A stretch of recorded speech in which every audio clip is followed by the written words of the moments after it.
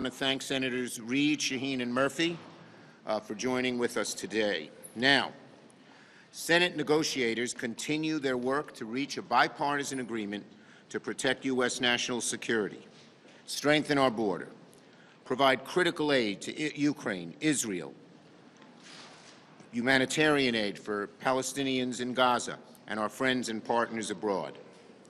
Though we have made significant progress, there's still more work to do. I've been in close contact with Leader McConnell. The White House and Senator Murphy here knows all too well the negotiators every single step of the way. Phone companies making a lot of money from our calls among each other. Though through these negotiations, I know we don't pay for dimes anymore. I'm in the old days with dimes. I remember dial phones. When I went to college, I had to make an appointment to make a long-distance call to call my parents. That's how the world has changed. Anyway, nice to meet you all. All right. Through these negotiations, Democrats have shown their willingness to compromise and work together to get a deal. Now, this work is not easy. In fact, it's one of the hardest things the Senate has undertaken, but also one of the most important. Of course, there are many on the hard right who are desperately trying to undermine the negotiations even before they finish.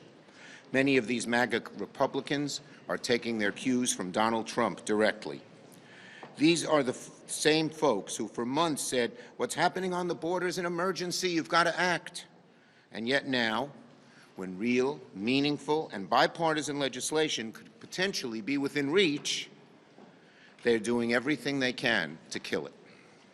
Here in the Senate, we have the obligation to tune out the hard-right chaos and let the negotiators finish their work. Too much hangs in the balance for our national security, for our border, for our friends around the world. That is especially true of the war in Ukraine. Almost 2 years ago, Putin commenced his illegal invasion, and the war now stands at a turning point. And one place McConnell and I see eye to eye on is how crucial it is to aid Ukraine. It's a moment in history. It's a pivot moment. If we don't do it, did you read this morning that now Russia's been even further buttressed with armaments from North Korea? And within a short matter of time, Ukraine could be defeated, and the world will change, and every American will feel the consequence of that for years to come.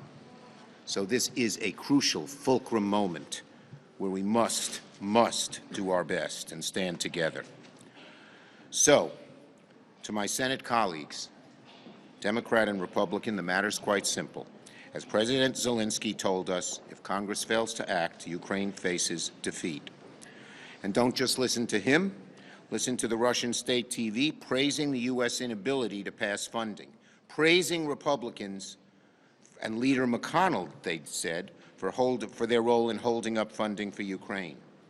And make no mistake, as I said, this is just a crucial moment. We feel this passionately. This is a moment when the actual substance makes a huge difference, not the number of phone calls and not what you hear, from the hard right. No, it's a crucial moment. We dare not go down the road of defeat. We dare not shrink from our sacred obligation to defend democracy in its hour of need. Our friends in Ukraine need our help, and we must answer the call. Senator Reid.